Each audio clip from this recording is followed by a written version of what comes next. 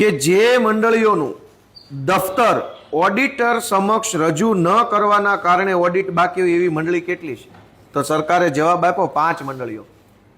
Auditor audit કરવા જાય તો મંડળી એને રેકોર્ડ આપતી નથી. કાગળિયા જે કાંઈ એની બધી ફાઇલો હોય, એકાઉન્ટ્સ હોય, બુક્સ હોય, બધું આપતી નથી.